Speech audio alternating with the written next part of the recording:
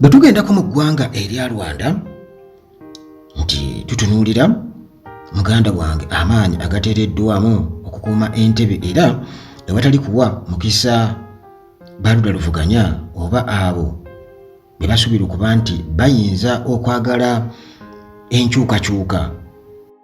Bingi bikoleddwa era muganda wange tewali muzannyo yadde n'akamu kubanga agafeyo galaga nti waliwo abantu 9 bano basimbiddwa maaso g'omulamuzi olwo nno munnange nga basaba kubeera nga beeyimirirwa. Baakwatibwa olw'okusoma akatabo k'ebyenkyukakyuka. Akatabo ak'ebyenkyukakyuka munnange bano bali 9 nga benkutegeezeza era nga mulimu omukyala era nga ono munna YouTube oba oyinza ogamba YouTuber ow'amaanyi nga awa amawulire ku YouTube kati nga bwolaba bwenkola wano. Bano muganda wange basimbiddwa mu maaso g'omulamuzi mu kibuga Kigali lunaku lwe balirwa ku 5 era munnange babadde baagala kuwulira bail application zaabwe ku musango oba emisango egyebavunaanibwa egiyinza okubaviirako okubeera nga basibwa emyaka 15. Kakati abantu bano betwogerako baakwatibwa era buli omu baamukwata ku lulwe Oktoba 2021 oluvannyuma lw'okubeera nti no munnange kigambibwa nti baali basheyaringa obanga bagabana wamu mu kuteesa ku katabo ke bayita Blueprint for Revolution era kano kawandiikibwa munnansi wa Serbia Sabija Popovic era nga kano kalambika engeri ezitali za bumenyi bw'amateeka oba non-violent means of overthrowing a dictatorship, engeri etali ya bumenyi bw'amateeka gy'oyinza okuyitamu oba engeri ze muyinza okuyitamu ezitali za bumenyi bw'amateeka ne muggyako dictator oba obwa dictator oba nakyemalira. Akatabo kano muganda wange kalambika bulungi nnyo ebyo bakayita Blueprint for Revolution kawandiikibwa munnansi wa Serbia Sabija Popovic. Kati bano muganda wange bannansi ba Rwanda bwe batyo bakasoma era bakateesaako ekintu gavumenti ya Rwanda kyerabira ddala nti muganda wange bano balabika baagala kuggyako gavumenti. Lwaki basoma akatabo ako? Ekibuuzibwa nti Kagame ye akkiriza nti dictator, ekyo nakyo ne kibeeraawo. Ebintu nga bino muganda wange okusobola okubitegeera obulungi n'okubeerawo nga tuli balamu okubeera okusobola okubeera abawangaazi tulina okubeera nga twejjanjaba era nabagamba wano nti omusawo waali nsiiba mbagamba Dr. ali qualified era nga yakola okunoonyeza ku ddagala lyaffe erya wano. Ekyo kikulu nnyo n'eddagala ezzungu n'ategeera endwadde eziruma abantu omuli omutima, ekibumba, ensigo, pressure, sukaali, prostate n'ebirala. Abalwadde ba kansa okusinziira ku stage kikwali breast cancer n'ebirala. Weewuunye ne bannansi abalala. Kati juzi waliwo omukyala munnansi wa Kata eyasabye ennamba wano n'engimuwa ng'agamba nti alina breast cancer ali ku stage 2. Kali kwegamba teebereza muganda wange tufuliva wala era asiika obulamu takola kyetassa mukono. Yensonga lwaki munnange ogezaako okusinga okubeeraawo nga tewagezaako kubanga bw'ofa oba ofudde oba ogenze ate obulwadde bwe bukugoya n'oyeba nakyo kibi nnyo. Kale munnange kyetaaga n'obwanguyira obulwadde. Kakati katuddeyo ku nsonga ekyabana bannansi ba Rwanda muganda wange abalulimu kusoma katabo kabyankyukakyuka Revolution book bakayita Blueprint for Revolution. Akavumirira enkola kitegeezo bwa dictator ne kawa enkola kugamba ekkirizika mu constitution non-violent means nga temukozeseza fujjo oba oba maanyi gali awo kwegamba kugufuula musango ne musobola okubeera nga muva kamingo obwa dictator oba nakyemalira. Ekyo muganda wange tekitatambula bulungi nnyo mu mato gaba ebyobuyinza oba gavumenti ya Kagame. Kakati bano emisango gye babavunaana mingi teguli gumu. Mulimu okubeera nti nno basaasaanya obulimba, spreading false information oba propaganda, era ng'ekigendererwa mbu kyakubeera nti nno bakuma mu bantu omuliro oba batisiga obukyayi, baspreading propaganda, era nga wano bagezaako kubeera nti nno bakwata ebirowoozo ebikyamu nga babikuŋŋanyiza okuva wabweru w'eggwanga oba mu nsi yonna, ne batandika okubeera nga babisaasaanya mu Rwanda, ng'ekigendererwa muganda wange kyakukyayisa gavumenti. Era nga bano babavunaana okubeera nti no beeyunga ku criminal organization wamu n'okwekobaana okubeera nga bazza omusango ku gavumenti eri mu buyinza oba pulezidenti wa Rwanda ye Paul Kagame. Kyemisango. Kakati munnange tuli mu pre-trial wali ku High Court Nyarugenge Kigali, era bano munnange balabiseeko mu maaso g'omulamuzi bwe batyo baagala bail, baagala kweyimirirwa. Kati olw'omulamuzi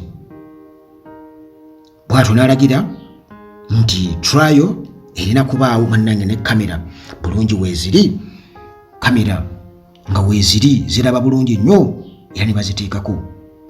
Naye ba family members,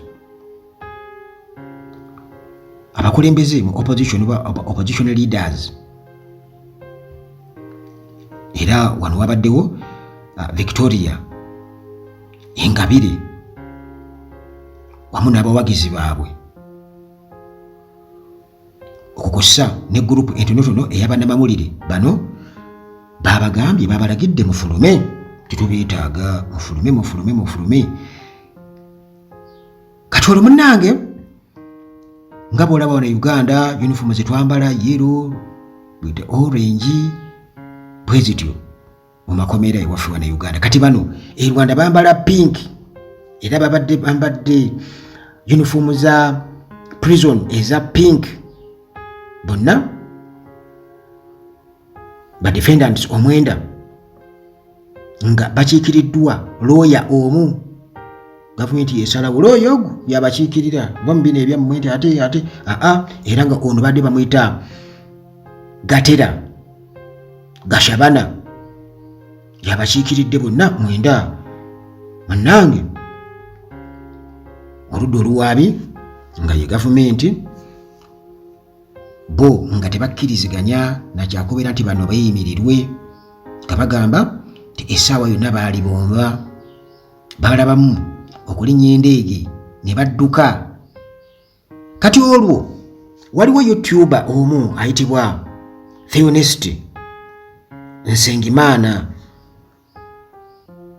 naye munnange yakwatibwa, era nga ono YouTube channel ye bagiyita Omubavu TV YouTube channel, era nga eno emanyikiddwa okubeera nti ekwitisayizinga gavumenti. Ono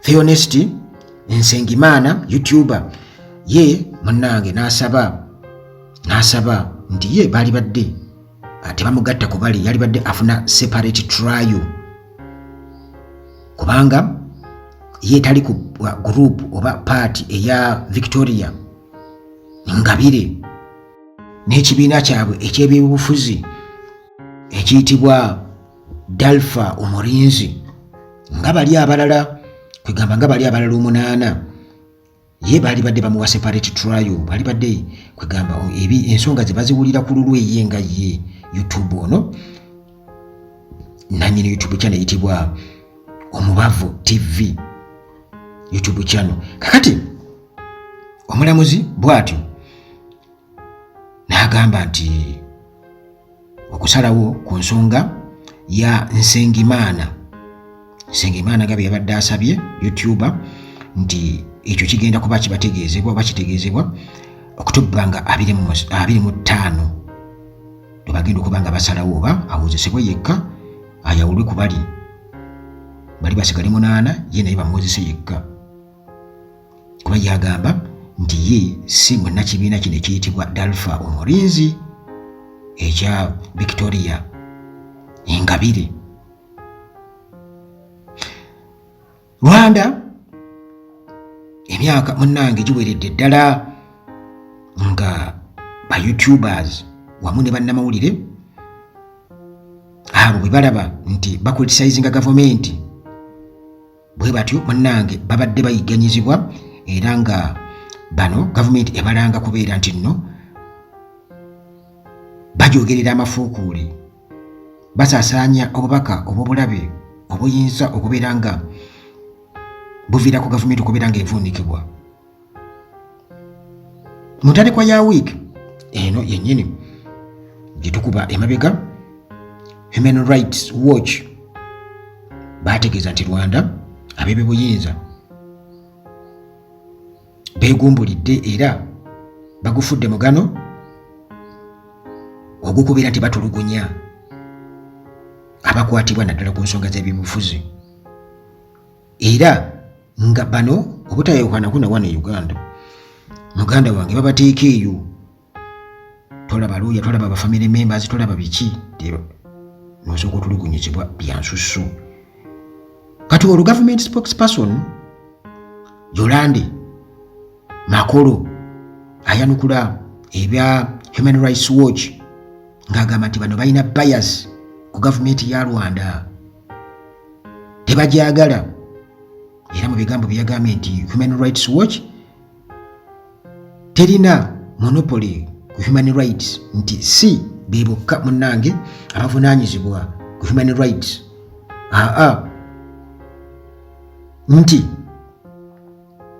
era ebbanga abantu lye bagitegeeredde Human Rights Watch tebagitwalanga eri siriyasi oba gy'oyinza okugamba nti eno gy'ofuna amawulire ageesigika credible source okuripootinga nti bano batagitinga Rwanda n'ebigendererwa bikyamu nga bayiyayiya bistories ebifabricating nga bwe baakola mu 2017 bwe baaripootinga nti waliwo bannansi ba Rwanda abattibwa era ng'ensonga yali yakuba nti baali babavunaana kubeera nti babba embuzi n'ebibala oba ebirime. Kakati olwo omukulu ono government spokesperson Yolande atugamba nti naye oluvannyuma ebintu byakyuka era bano aba Human Rights Watch byabakalira ku matama bwe baakuba press conference eyategekebwa Rwanda's National Commission for Human Rights nga abantu be bagamba nti battibwa nabo weebali. Kale munnange ebyo ebifa e Rwanda awo ebifa e Rwanda babasanga basoma